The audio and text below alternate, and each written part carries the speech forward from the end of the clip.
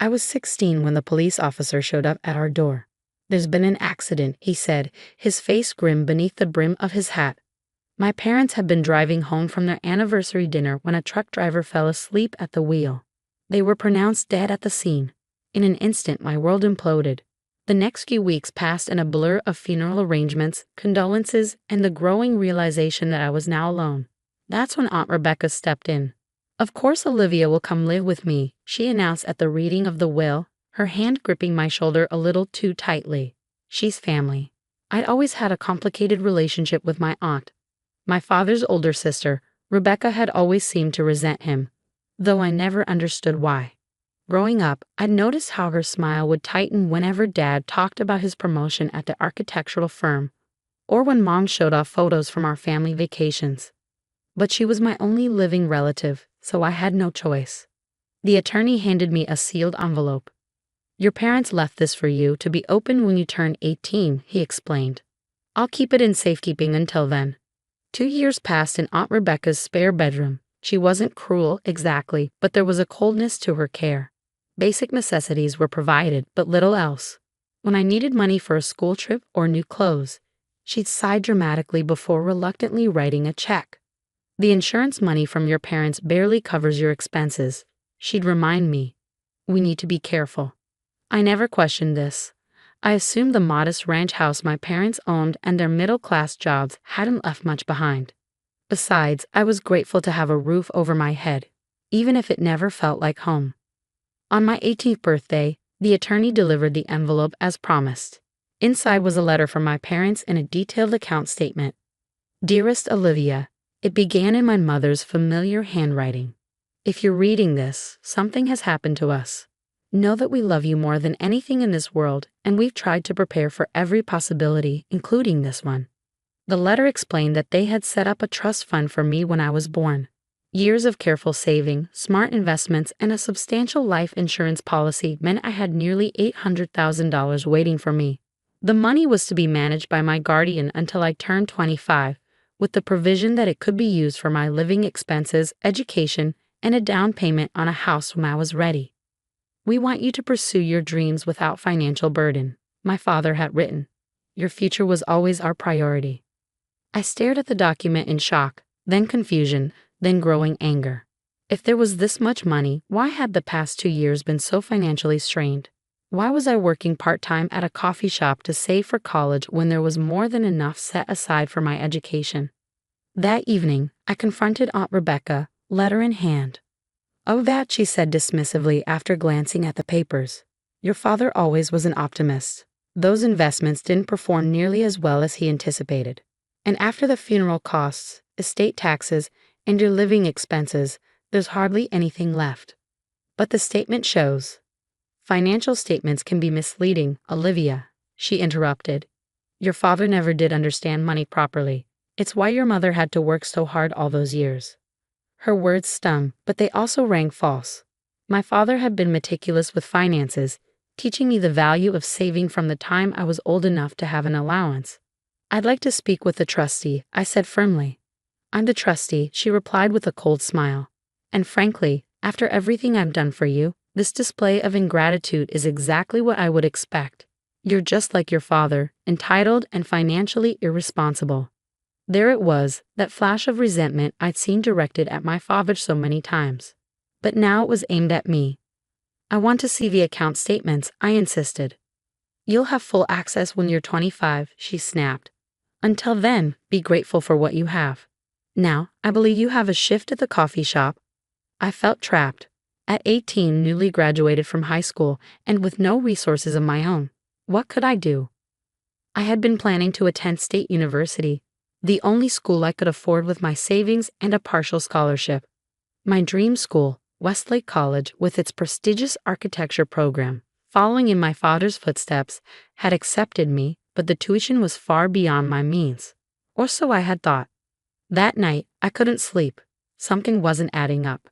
I remembered how my aunt had recently renovated her kitchen, replaced her car with a new luxury model, and taken a 3-week European vacation, all love telling me we needed to be careful with money. The next day, instead of going to my shift at the coffee shop, I visited the bank listed on my parents' trust document.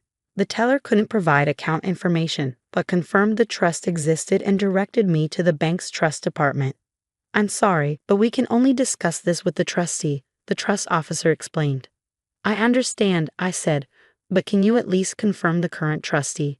The original document names Rebecca Collins, but I want to make sure that's current." He checked the system. "Yes, Rebecca Collins is the current trustee until you turn 25 or meet other conditions specified in the trust." "What other conditions?" He hesitated, then said, "I really can't say more without the trustee present." I left the bank feeling both frustrated and vindicated. The trust definitely existed, but how could I access it if Aunt Rebecca controlled everything? My break came 3 months later when a piece of mail arrived addressed to Trustee of the Collins Family Trust. Aunt Rebecca was out of town on another vacation, and I had been collecting the mail. My hands trembled as I carefully opened the envelope, a quarterly statement from the investment firm managing the trust. The balance was $742,658.91. There had been regular withdrawals over the past 2 years, large ones, but they hadn't gone toward my care. One withdrawal for $45,000 was labeled kitchen remodel. Another for $68,000 was marked Mercedes lease and purchase. The most recent $22,000 was simply noted as European vacation. My aunt had been stealing my inheritance while making me work for minimum wage and telling me I couldn't afford my dream school. I took photos of every page of the statement with my phone, then carefully resealed the envelope and left it in the mail pile. Over the next few days, I gathered more evidence. I found older statements in her home office during her absence. I discovered credit card statements showing purchases far beyond what my aunt's salary as a dental office manager could support. With this evidence in hand, I consulted a legal aid attorney at the university. "This is clear breach of fiduciary duty," the attorney said after reviewing the documents. "As trustee, your aunt has a legal obligation to manage these funds in your best interests, not her own." "What can I do?" "We can petition the court to remove her as trustee and appoint a neutral third party. We can also seek recovery of the misappropriated funds." "How long would that take?" "Months, possibly a year or more." I couldn't wait that long. Fall semester at State University had already started, but I was working full-time instead, trying to save enough for spring enrollment. Meanwhile, Westlake's architecture program, my dream, was moving forward without me. Then I remembered what the trust officer had said. Until you turn 25 or meet other conditions. What were those conditions? I returned to the attorney who had delivered my parents' letter. "I need to see the full trust document," I told him, "not just the letter they wrote me." He hesitated. "Your aunt, as trustee, would normally be the one to." "My aunt is stealing from the trust," I interrupted, showing him the evidence I gathered. "Please, my parents wanted me to have this money for my education. That's not happening." Perhaps it was the desperation in my voice, or maybe it was the compelling evidence of my aunt's misdeeds, but he retrieved the document from his files. There in section 7.3 was my answer. Upon enrollment in an accredited 4-year university or college, the beneficiary shall have access to funds necessary for tuition, room, board, and reasonable educational expenses to be dispersed directly to said institution and to the beneficiary for living expenses. I didn't need to wait until 25. I just needed to enroll in college, which I had been trying to do all along. Armed with this knowledge, I formulated a plan. I applied for spring admission to Westlake College, explaining my situation to the admissions office, who agreed to hold my spot from the previous acceptance. Next, I gathered all my evidence, the trust document, the bank statements, the credit card bills, and made multiple copies. I sent one set to the trustee department at the bank with a formal letter requesting enforcement of Section 7.3 and an audit of all previous distributions. Another set went to the attorney who specialized in trusts. A third I kept for myself. Then I waited. The response was swift. Within a week, I received a call from a new trust officer at the bank. "Ms. Collins, we've received your documentation and have initiated an investigation," she explained. "In the meantime, we've frozen all distributions from the trust except those explicitly for your education." 2 days later, Aunt Rebecca stormed into the house, face flushed with rage. "What have you done?" she demanded, waving a letter from the bank. The account is frozen. How dare you go behind my back? I stood my ground. I know what you've been doing with my parents' money, the money they saved for my future. I took you in, she shouted. I've clothed you, fed you, given you a home for 2 years, and stolen hundreds of thousands of dollars from me in the process. I replied calmly, money that was meant for my education and start in life. You have no idea what my life was like growing up with your father, she spat. The golden child who got everything while I struggled. He didn't deserve that money, and neither do you. There it was, the resentment laid bare. This had never been about me. It had been about her jealousy toward my father, a grudge carried for decades and now transferred to me. Pack your things, she ordered. I want you out of my house by tomorrow. I had anticipated this reaction.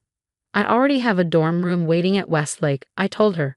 I start in January. Her eyes widened. Westlake? You can't afford Westlake. Actually, I can. The trust is paying for it directly to the school, as my parents intended.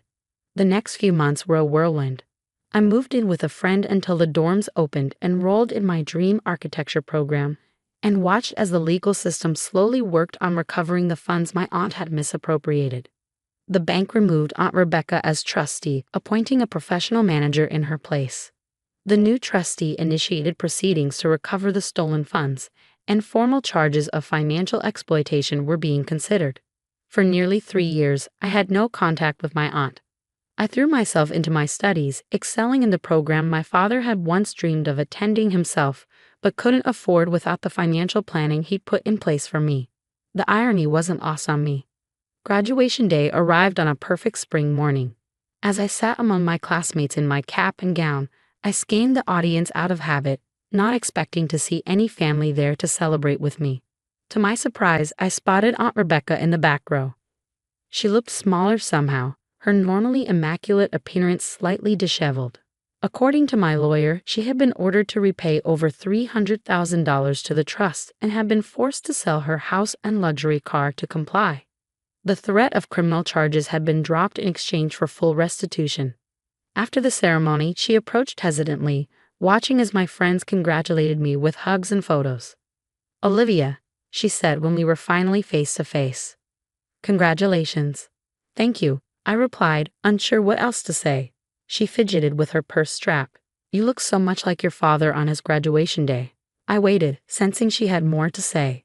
I've been in therapy, she continued, her voice low, trying to understand why I did what I did. The resentment I carried all those years, it consumed me. And did you? I asked. Understand it? She nodded slowly. My actions were inexcusable. The jealousy I felt toward your father, and then toward you, it was never about anything he did. It was about my own insecurities, my own failures. She paused. I don't expect forgiveness, but I wanted you to know I'm sorry, truly sorry. I studied her face, searching for the manipulation I'd grown accustomed to. Instead, I saw something I'd never witnessed from her before, genuine remorse. I have something for you, I said, reaching into my graduation gown to retrieve a folder I'd been carrying. She took it with a puzzled expression. Inside was a statement from the trust, showing the full restitution of funds she'd repaid, along with a letter I'd written. I'm releasing you from any further legal obligation, I explained. The money has been recovered, and I've asked the trustees not to pursue any additional claims. Her eyes filled with tears. Why would you do this? Because carrying anger and resentment only hurts the person holding onto it, I said. My parents taught me that. And despite everything, you're still my family. I wasn't offering a fairy tale reconciliation. Trust, once broken so thoroughly, doesn't mend easily. But I was offering an end to the cycle of resentment that had poisoned our family for too long. What will you do now? She asked, wiping her eyes. I smiled, thinking of the architectural internship awaiting me in Chicago. I'm going to live the life my parents wanted for me, one where I pursue my passions without financial burden. I paused, and I'm going to honor their memory by breaking the cycle of bitterness that you couldn't. It wasn't forgiveness, exactly, but it was freedom for both of us. As I joined my friends for graduation lunch, leaving Aunt Rebecca with a folder containing her release from further obligation, I felt a weight lift from my shoulders. The inheritance my parents had left wasn't just financial. It was their values, their vision for my future, their belief in the person I could become. That was the true legacy, one that could never be stolen.